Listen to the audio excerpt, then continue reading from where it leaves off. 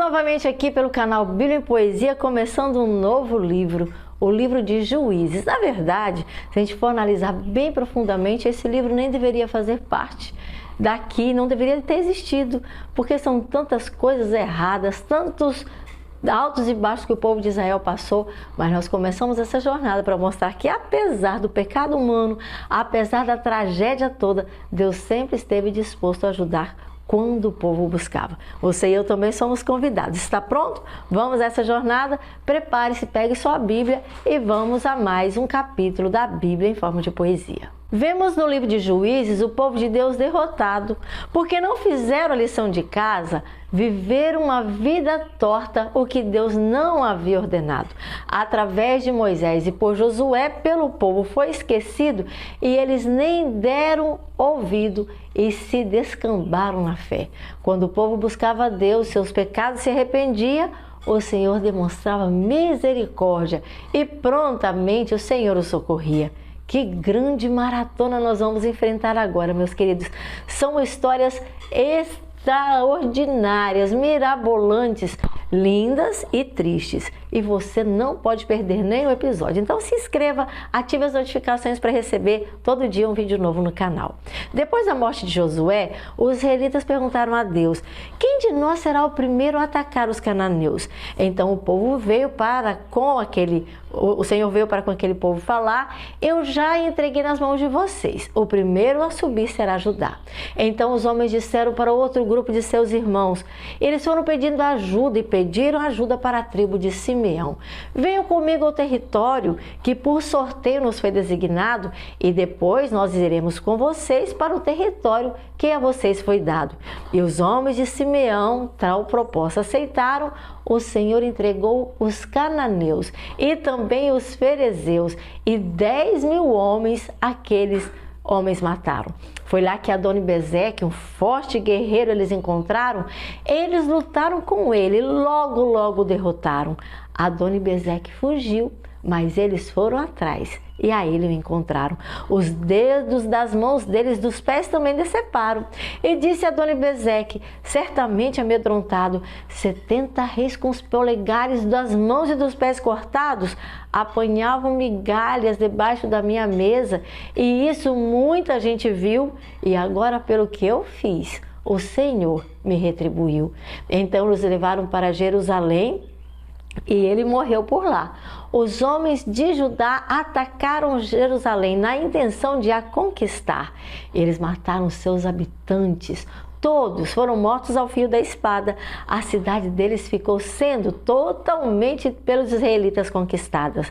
E depois eles desceram para com os cananeus lutar com aqueles que viviam na serra do Neguebe e também no Cefelá. E eles avançaram contra os cananeus, foram avançando bravamente contra os que viviam em Hebron, que era chamado de Quiriate-Arba anteriormente. Eles derrotaram muitos outros, e entre eles Cesai, e ao povo de Debir, de Aimã e de Talmai. E disse Calebe: eu darei minha filha Axa para se casar com um homem corajoso que a Quiriete-Sefer atacar e conquistar. Otoniel, que era filho de Kenaz, que era o de Calebe, o mais novo irmão, aquele desafio aceitou. A cidade ele conquistou e amarrou com Axa ao seu coração. Um dia, tendo Axa, Otoniel já ao lado dela, o persuadiu a pedir um campo para o pai dela. E assim que ela desceu do jumento, Calebe, seu pai, logo lhe perguntou: o que é que você quer, minha filha? E Axa assim falou: eu gostaria do Senhor um presente, já que terras o Senhor me deu, dê-me também fontes de águas. E o pai então lhe concedeu fontes superiores e inferiores. Naquele dia o pai dela lhe deu. E os descendentes do sogro de Moisés saíram da cidade das palmeiras com os homens de Judá e passaram então a morar lá no Neguebe. Fizeram assim, desta maneira. E depois os homens de Judá foram com os seus irmãos, que eram os descendentes daquela tribo convidada, da tribo de Simeão, e derrotaram os cananeus que viviam em Zefate e destruíram totalmente tudo que havia na cidade. E por essa mesma razão que ela se chama Horma. Ascalon, Gaza e Ecrom foram também conquistadas. Por Judá, o Senhor estava com eles estavam bem acompanhados. E a Serra Central também eles ocuparam, mas os habitantes do vale, eles não os expulsaram, porque eles possuíam carros feitos de ferro e ferozmente guerrearam, e eles não os derrotaram. Moisés tinha prometido a Calebe, e Hebron também ele herdou, os 3 filhos de Enaque. De lá bravamente se expulsou. Já os benjamitas não conseguiram expulsar os jebuseus de Jerusalém, que há tempos moravam lá. E até hoje, no meio deles, é possível pessoas dessa tribo se encontrar. Os da tribo de Judá, ou mulher de José, a Betel atacaram. O Senhor estava com eles, e alguns espias eles enviaram. Pelo nome de Luz, aquela cidade, eles chamaram. Então, quando os espias viram um homem que estava saindo da cidade, eles disseram: nós pouparemos sua vida se você nos fizer de verdade, mostrar a entrada para que a gente entre nessa cidade. Então, ele mostrou como entrar, e a vida e a da família dele por aqueles homens foi poupada. O resto da população foi totalmente morta à espada. E para a terra dos hititas, aquele homem migrou uma cidade por nome de Luz. Ele lá edificou, e até hoje esse homem permanece, até hoje não mudou.